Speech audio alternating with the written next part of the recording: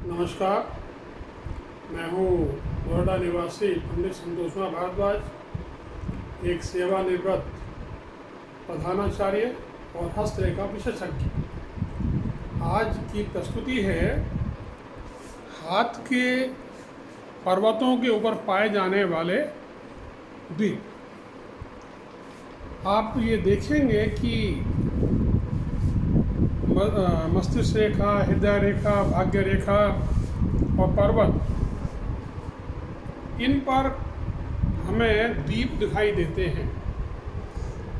और ये जो द्वीप हैं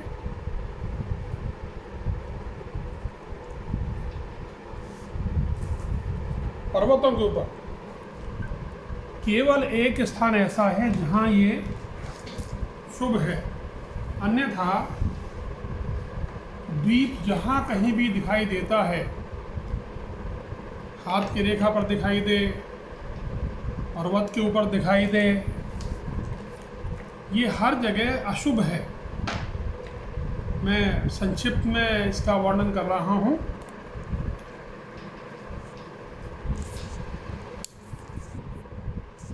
अगर आप थोड़ा सा ध्यान देंगे तो आप ये देखेंगे कि ये जो हाथ के निशान हैं, ये हमको आने वाली घटनाओं का पूर्वाभास कराते हैं।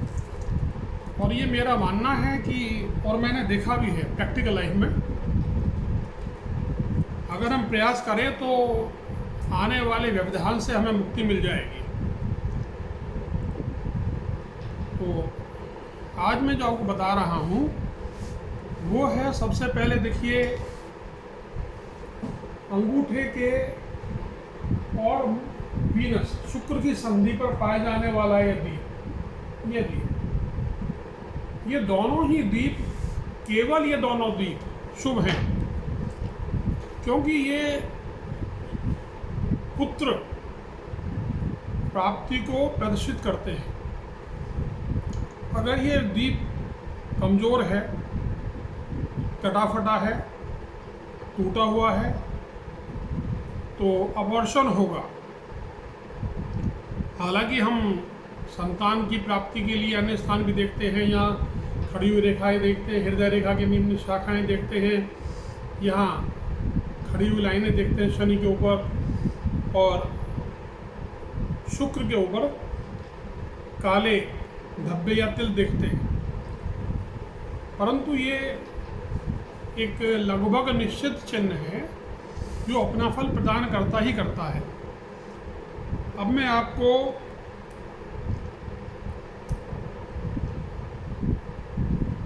पर्वतों में पाए जाने वाले यवों के बारे में थोड़ा सा डिटेल में बताऊंगा। ये एक ऐसा चिन्ह है जो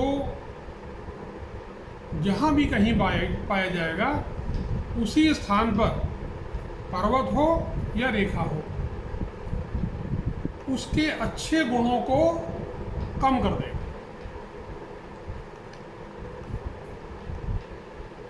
इसका एक तात्पर्य और है कि ये मानसिक दबाव और पैतृक बीमारियों को भी प्रदर्शित करता है। आप जानते हैं कि नॉर्मली एक माता पिता से जो गुण आगे जाते हैं वो गुणसूत्र होते हैं, उनमें माता पिता के गुण मौजूद होते हैं, बीमारियों के भी लक्षण होते हैं, वो चले जाते हैं। हम इससे संघर्ष, दुख, शोक, परेशानी और बलात्कार को भी भांप लेते हैं। बृहस्पति पे होगा तो जातक का भविष्य उसके मित्र संबंधी बर्बाद कर देंगे, और ये जातक की आकांक्षाओं को, इच्छाओं को मार देगा, कमजोर कर देगा। शनि पर होगा तो दुर्भाग्य लाएगा, शनि के नीचे होगा, ये शनि पर्वत है, यहाँ होगा तो जीवन, मस्तिष्क और हृदय रेखाओं की बीमारियों को बताएगा। हृदय रेखा, इन तीनों रेखाओं से संबंधित बीमारियों को बताएगा। मंगल के पास होगा, ये मंगल है, पेट खराब होगा और घुटनों में दर्द बताएगा। शनि पर दीप हो और सूर्य पर कटी पटी रेखाएं हों तो आँखों की परेशानी होगी। शनि के नीचे दीप हो, हृदय और मस्तिष्क रेखा में दोष हो तो हर्निया, घुटनों में दर्द और पुरुष में हार्मोन का असंतुलन होगा, जिसकी वजह से अनेकों बीमारियां होती हैं और कभी कभी बच्चे भी पैदा नहीं होते। शनि के नीचे दीप हो, चंद्र उठा हुआ हो, शुक्र उठा हुआ हो तो वीर्य दोष होगा, संतान पैदा करने में दिक्कत होगी, सांस लेने में तकलीफ होगी, अस्थमा हो सकता है। शनि के नीचे दीप, उठा हुआ चंद्र और शुक्र और बुध भी दोषपूर्ण है तो लीवर, आँखों की परेशानियां और हाथ में घाव हो सकता है। सूर्य के ऊपर यदि दीप है तो जातक कोई बहुत अच्छा कलाकार नहीं बनेगा, उसमें अपूर्णता रहेगी, कौशल का अभाव होगा और नतीजा क्या होगा, वो जो सिद्धि चाहता है, एकम्प्लिशमेंट चाहता है, नेम, फेम, मनी, वेल्थ, वो उसको नहीं मिल पाएंगे। सूर्य के नीचे दीप होने पर आँखों का रोग होगा और अगर सूर्य के नीचे हृदय रेखा पर भी दीप हो और कोई अन्य रेखा हृदय रेखा को स्पर्श करे तो आँखों की परेशानी अवश्य होगी। सूर्य के नीचे व्रत का चिन्ह हो तो अंधापन होगा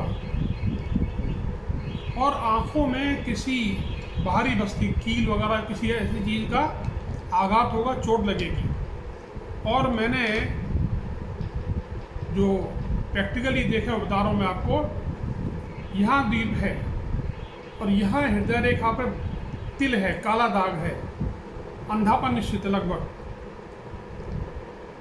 बुध के ऊपर अगर दीप है, यव है, जो बोलते हैं हिंदी में, तो जातक अस्थिर चित्त होगा और बार बार व्यवसाय को बदलेगा।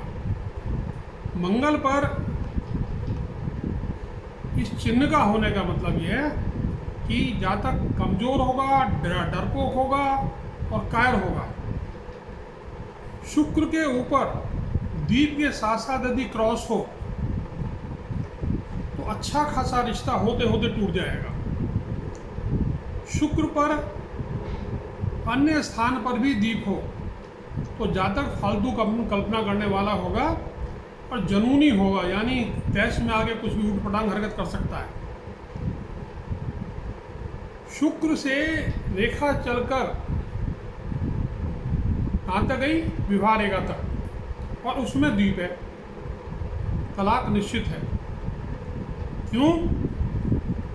क्योंकि उस व्यक्ति के अन्य किसी व्यक्ति से नाजायज संबंध होंगे। और चंद्र पे दीप होने का सीधा मतलब है कल्पना शक्ति का अभाव। नमस्कार, बहुत जल्दी फिर मिलेंगे। अगले लेक्चर में मैं आपको बताऊंगा दीप का हाथ की रेखाओं के ऊपर प्रभाव।